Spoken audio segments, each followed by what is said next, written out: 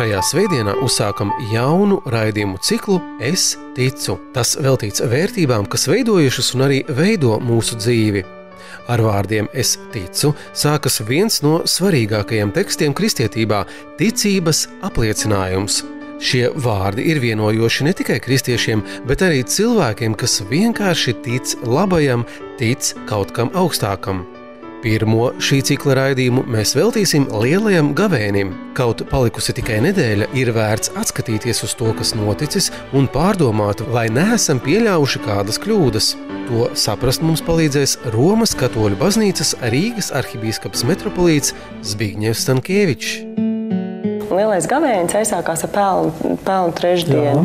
Vai jūs varat atgādināt, kāda ir pelnu simboliskā nozīme? Tad, kad cilvēkam tiek vai nu uzbērta pelnu šķipsniņa uz pieres, vai arī iezīmēts krusts ar pelniem uz pieres. Un tad tiek izteikti vārdi. Tur ir divi varianti. Vai nu atgriezieties un ticiet evaņģēliem, vai arī no pīšļiem esi cēlies un par pīšļiem paliksi. Pelni simbolizē iznīcību, nāvi grēkam, vai nē. Viņi atgādina par to, ka mūsu eksistence ir izzūdoša, un lai mēs tā kā nostājamies mūžības priekšā, un lai uzsākot gavēni, mēs tā kā nomērdējam sevī visu grēcīgo, vai nē. Tā ir tā pelni kā atgriešanās simbols. Šogad pelnu dienā es biju Romā. Es biju uz tādu konferenci Luters un sakramenti. Starptautiska konference. Mēs bijām ar 3 luterāņu brāļiem, tā skaitā 1 bīskapu un 2 mācītājiem. Un mums bija pelnu trešdienas dievkalpojums, kuru vadīja ticības doktrīnas kongregācijas prefekts kardināls Millers. Un tad viņš zīmēja to krustu uz pieres ar pelniem. Un viena no konferences, organizatoru komandas, jauna sieviete, viņa visu dienu staigāja ar pelniem iezīmēto krustu uz pieres, nekautrēdamās. Kā tādu zīmi, ka jā, es nopietni uztveru šo aicinājumu atgriezties. Un to, starp citu, es arī esmu lasījis internetā, ka patiešām šī tradīcija tā kā izplatās, kā arī citās zemēs ir, tādi ticīgie, kuri pēc tam iet uz darbu ar šo ar pelniem iezīmēto, krustu. Un ka, jā, šodien man ir šī diena, kad es sāku atgriešanās ceļu.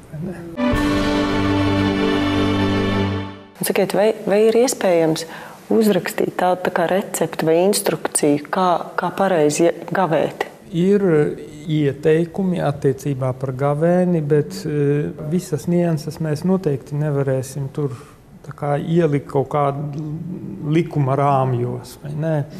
Jo tas gavēnis, kā piemēram Twitterī kaut kur te pēdējās dienās, pāvests Francisks, viņš ielika šādu tekstu. Viņš raksta tā, ka labākais gavēnis ir pazemība, un cilvēks, kurš gavē un nosoda citus un paaugstinās pāri citiem, ka viņa gavēnim nav nekāda labuma nav no tā gavēņa. Tāda bija tā jēga, ko viņš ielika. Tātad gavēnis, daudzi to uztver kā tādu miesas mērdēšanu, kā atturēšanos no gaļas, no kaut kādiem ēdieniem, bet tas jau ir tikai līdzeklis, jo gavēņa mērķis jau ir garīgs. Gavēņa mērķis ir novērst šķēršļus Dieva žēlastībai, atbrīvoties no visa tā, kas traucē man pieaugt ticībā, kas traucē man, evaņģēlija gaismā mēs redzam, mīlēt Dievu pāri par visu un tuvāko kā sevi pašu. Tas ir, vai nē? Novākt šķēršļus, tas, kas tie, kuri traucē man mīlēt vai nē, dzīvot Dieva mīlestībā. Kā pie gavēņa piederās žēlsirdības darbi? Tieši vecajā derībā jau pravietis Samuēls. Tad, kad Sauls sagrēko un neizpilda Dieva rīkojumu, tad viņš mēģina diskutēt un attaisnoties, sarunāt Samuēlu, un tad Samuēls tieši, vai pareizāk sakot, Dievs caur Samuēlu pasaka, ka Dievs vēlas žēlsirdību, nevis upurus. Un tas ļoti labi sakrīt arī ar pāvesta Franciska teikto, ka, tas, kurš ir uzpūtības pilns, un ja viņš gavē, tad no tā nav nekāda labuma. Respektīvi, žēlsirdība iet pārī ar gavēni. Par žēlsirdību runā arī viens no baušļiem, ko mums atstāja Jēzus Kristus. Tev būs mīlēt savu tuvāko kā sevi pašu. Darīt žēlsirdības darbus vajag gan gavēnī, gan arī ikdienā. Tajā savu misiju saskata organizācija Caritas, kuras pārstāvniecības ir vairākās pasaules valstīs. Caritas Latvija ir Caritas Eiropa un Caritas Internacionālas dalība organizācija, kas sevi apvieno vairāk kā 160 dalība organizāciju pasaulē. Un, Caritas tāda redzamākā zīme ir tas, ka Caritas ir līdzās visās tajās vietās, kur pasauli ir skārusi kāda krīze vai kāda dabas katastrofa, vai arī šobrīd šī bēgļu krīze, kur arī šī starptautiskā Caritas ir līdzās. Un tā kā tā ir baznīcas organizācija, tad baznīca ļoti redzamā veidā ir klātesoša cilvēkiem, kas ir neaizsargāti, kas ir trūcīgi.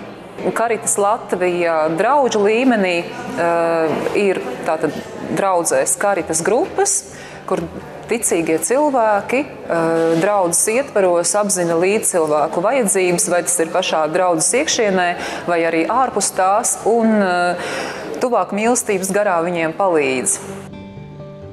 Šajā raidījumā mēs viesojāmies Siguldas katoļu draudzes Caritas grupā, kuras dalībnieces atzīst, ka veikt žēlsirdības darbus tika mudinātas vēl ilgi pirms Caritas grupas formācijas. Arī pirms mums, kad mēs vēl sākām kalpot, mēs 4 sākam žēlsirdības šo darbu, bet arī jau pirms mums vienmēr ir cilvēki gājuši uz mājām, arī kundzītes pie saviem cilvēkiem, kuri netiek uz draudzi, vienmēr ir pieskatīti šie cilvēki, lai ir kaut kāda saistība ar draudzi un ar kas šeit notiek, lai viņi zina, jo viņi paši nevar atbraukt. Tad mēs sapratām, ka var arī ārpus, piedalīties arī dažādās aktivitātēs, kas ir arī ārpus baznīcas, un kad mēs iestājāmies Caritā, tad tas viss ļoti arī paplašinājās, šī darbība.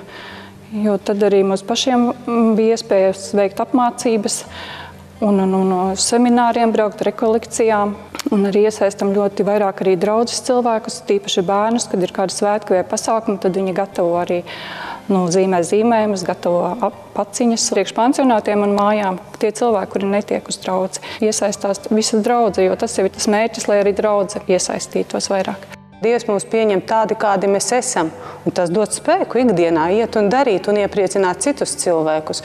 Un, piemēram, iet uz pansionātu pie cilvēkiem, man liekas, tas ir tāds vienkāršs kalpojums, jo mums vienkārši ir jāatrod laiks. Protams, ka mūsdienās ir sarežģīti laiku atrast, bet ja tu zini, ka tu atradīsi to pusstundu, aizies pie tā cilvēka, un ka viņš ir priecīgs par to, ka tu esi vienkārši atnācis pie viņa. Viss? Можем чуть-чуть зайти к тебе?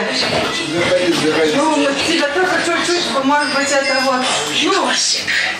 Ты не волнуйся, все в порядке. Давно тебя не видел. Я тоже 100 лет тебя не видела. Я вспоминал тебя здесь. Ну вот, молодец. Особенно в последнее время. Ну? Видно, сердце чувствовал, что ты придешь. Ну как жизнь, здоровье? Ну, павасарис на улице, солнышко, ты выходишь на улицу? А я только был. O, молодец ты, вот молодец. Pamatā vairāk tā ir garīga aprūpe, protams, jo cilvēki ir vientuļi, viņiem ļoti gribās parunāt, ir šie dzīves stāsti, viņi ļoti daudz stāsta par savu dzīvi, savu jaunību, bērnību un tās tādas atmiņas, kas arī bagātina arī mūs kā cilvēkus, jo mēs arī saprotam, kā tas ir. Ir kāda kundzīte, kas varbūt sēž mājās, viņai nav ko darīt, viņa uzdada čībiņas, un tā aiznes uz pansionātu, un cilvēks ļoti priecīgs, kad kāds cits ir kaut ko sarūpējis. Tāda apmaiņa visu laiku, gan ieguvēji ir gan šie cilvēki, gan arī mēs kā kalpotāji, kaut gan tas ir brīvprātīgais darbs. Kad jūs vēl tagad atnāksiet? Nedēļas. Pēc nedēļas. Pēc 6 dienām. Pēc 6? Pēc 6 dienām. Nu vai gaidīsim, jā.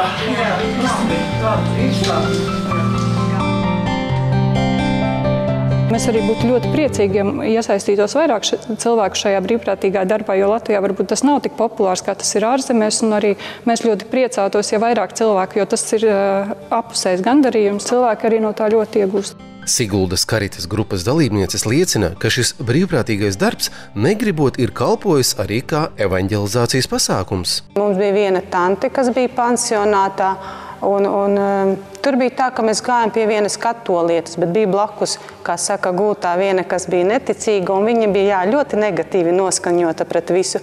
Bet mēs vienkārši sākām ar tādu kā draudzību, ar cieņu, ko izrādījām pret veco cilvēku, runājām ar viņu, pārunām tādas ikdienišķas lietas. Ja? Un pamazām mēs arī viņa brīnījās, kāpēc jūs nākat te, ja? Un tam mēs arī liecinājām par šo savu ticību, kas mums ir, un tas viņu interesē pamazām, un tad mēs viņai piedāvājam tādu kā katehēzi, vai tu vēlies kaut ko uzzināt vairāk par Dievu. Viņa teica, jā. Kopā ar Karitas dalībniekiem mēs plānojam un domājam, kas ir tās lietas, ko mēs varam palīdzēt tām mērķu grupām, ar kurām arī strādāju es. Tās ir ģimenes, kurās ir bērni ar invaliditāti, tie ir jaunieši un pieaugušie ar invaliditāti, un tās ir grūtībās nonākušas māmiņas ar maziem bērniem. Mēs arī būtu ļoti priecīgi, ja iesaistītos vairāk cilvēku šajā brīvprātīgā darbā, jo Latvijā varbūt tas nav tik populārs, kā tas ir ārzemēs, un arī mēs ļoti priecātos, ja vairāk cilvēku, jo tas ir apusējs gandarījums, cilvēki arī no tā ļoti iegūst. Bez brīvprātīgo darba neiztiek arī bērnu slimnīcas vecāku mājā Rīgā, kurā var uzturēties tie vecāki, kuru bērni ārstējas slimnīcā. Šeit savu laiku un enerģiju līdzcilvēkiem ziedo visdažādāko profesiju pārstāvji. Šie brīvprātīgie darbinieki ir dažādu jomu pārstāvji, cilvēki briedumu gados, parasti ar savām interesēm, savu profesiju, izglītību, nereti ģimeni, savām hobijiem un interesēm. Un viņi dažādu apsvērumu pēc izvēlas darīt labu sabiedrībai, un tāpēc nāk uz vecāku māju un veic dažādus darbus vecāku mājā. Šie ir dažādu profesiju pārstāvji, ir gan juristi, gan biroja darbinieki, gan skolotāji, bet arī ir psihologi un sociālai darbinieki. Un tā kā visi, kuri jūt tādu sirds aicinājumu un kuriem ir arī brīvs laiks darīt kādus labus darbus bērnu slimnīcā. Ar Palmu svētdienu aizsākās klusā nedēļa. Un kāds Palmu svētdienas skaidrojums? Tā ir diena, kad Jēzus iejāja Jeruzalemē, un kas notika tieši pirms viņa dzīves pēdējiem notikumiem. Un tā simbolika ir tāda, vai tā atcere, teiksim. Pirmām kārtām tā Palmu svētdienas liturgija sākas ar procesiju, kurā garīdznieks, viņš darbojas, un tā kā ir tas latīņu termins in persona Christi, Kristus personā. Tās procesijas laikā viņš simbolizē Kristu, tas ir Kristus, kurš ienāk Jeruzalemē, vai ne? Un tad ticīgie, kas ir sapulcējušies baznīcā, viņu sagaida. Un tad parasti arī met ar pupolu zariņiem vai ar kaut kā, teiksim, kas tur kuram ir, tā kā izrādot šo cieņu, atminoties, atceroties, pieminot šo notikumu, šo iejāšanu Jeruzalemē, un tādā veidā, kaut kādā ziņā apliecinot, ka es neesmu tas pūlis, kas pēc tam sauca sit viņu krustā, vai nē, ka es vēlos būt viņa māceklis, viņu pieņemt. Krustceļš ir viens no traģiskākiem notikumiem kristietībā. Jā. Un Latvijā viņš kļuvis par tādu vienojošu lūgšanu starp konfesijām. Ko jums nozīmē krustaceļš? Es atceros savu vienu tādu krustaceļa pieredzi, kas man šķiet bija pats tā kā visspēcīgāk mani uzrunāja. Vienreiz es biju kalnos, un tai dienā lija lietus. Ej, un tev kājas slapjas, no augšas tev līst. Es tur lietus sargu biju paņēmis tādu nelielu, bet viss salīs. Un tur bija kādu 2 stundu gājiens no vienas ielas līdz otrai, tur pāri tādai nelielai grēdai. Un es domāju, ko lai es te daru? Tāds diskomforts, tāda nepatīkama, tāda sajūta, ka līst, neko nevar redzēt. Es domāju, bet vispār es varētu mēģināt to krustaceļu. Tā kā iziet cauri, palūkties, ejot šo krustaceļu. Un man tās 2 stundas pagāja kā gandrīz vai 5 minūtes. Es kā sāku apcerēt tās krustaceļa stacijas, kaut kā sasaistīt ar savu dzīvi, sasaistīt ar to situāciju. Un man bija tik viegli, man pārstāja traucēt tas lietus, tās slapjās kājas. Un patiešām tas bija ļoti spēcīgs, garīgs piedzīvojums, spēcīga garīga pieredze.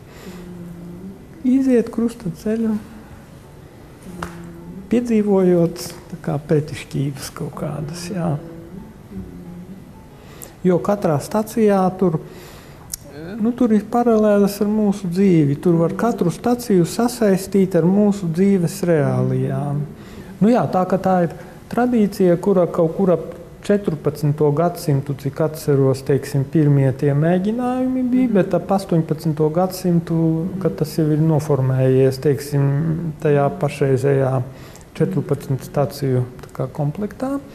Un Latvijā patiešām tas ir uzrunājis daudzu konfesiju kristiešus un ir kļuvis par tādu vienojošo spēku, kurš ir ļoti nostiprinājis mūsu savstarpējās saiknes un attiecības ir uzlabojis un ir devis iespēju mums kopīgi liecināt par mūsu ticību. Vai ne? Jo tas jau nav, kam ir iebildumi pret to? Nav jau nevienam iebildumu pret šo, jo tas jau viss ir balstīts evaņģēlijā. Ir palikusi pēdējā nedēļa līdz Lieldienām, un varbūt, ko jūs varētu ieteikt skatītājiem, kā izdzīvot šo nedēļu? Gribu novilkt paralēles ar Ziemassvētku arī periodu, jo pirms Ziemassvētkiem arvien vairāk var novērot tādu iepirkumu drudzi, vai ne, kad cilvēki skraida pa veikaliem un gatavojas svētkiem. Un patiesībā pazaudē to pašu būtiskāko. Tad pirmām kārtām es aicinu neaizrauties ar iepirkumiem, aicinu atlicināt laiku, lai apcerētu to, kas ir tas būtiskais šajos svētkos. Un patiešām tie, kuriem ir iespēja, būtu labi kaut vai kādā krustaceļā piedalīties, vai nē? Tajā lielajā piekdienā, kas mums arī kā parasti notiks pa Vecrīgas ielām. Un tie, kuri nav ticīgie, varbūt jūs varētu arī atnākt un paskatīties, jo no jums jau netiek prasīts, lai jūs iesaistāties tūlīt tās konfesijas darbībā, bet iepazīties ar to, jo es domāju tā, ka ikvienam izglītotam mūsdienu cilvēkam būtu jāpazīst gan Bībele, gan arī Jēzus Kristus dzīve. Jo bez tā nav iespējams saprast nec mūsu mākslu, nec mūsu daļliteratūru, nec arī patiesībā mūsu civilizācijas pašus pamatus, jo tur atrodas tā evaņģēlija vēsts, kuras spēks ir līdzīgi tā kā tā Jēzus līdzībā par to sinepju graudiņu, ka viņš no maza graudiņa, no viena cilvēka, kurš bija kaut kas vairāk nekā cilvēks, pēc tam 12 viņa mācekļiem izauga milzīgs koks, vai ne? Un es ticu, ka arī mūsu tā Eiropa, kura iet cauri tiem satricinājumiem, ka, ja viņa atgriežas pie saknēm, viņa var tā kā restartēties un turpināt attīstīties. Tā kā es aicinu pārdomāt šīs lietas un mēģināt nonākt atpakaļ pie tām saknēm. Vai ne? Mēģināt pieslēgties pie avota šīs nedēļas laikā. Un tā ir iespēja. Un tad jūs piedzīvosiet, ka augšām celšanās, ka tas būs nevis kaut kāds notikums, kurš, kā daudzi saka, varbūt bija, varbūt nebija, bet piedzīvosiet, ka tā ir realitāte, kura ienāk jūsu sirdīs un pārveido arī jūsu dzīvi. Un to es jums arī novēlu. Mana dvēsele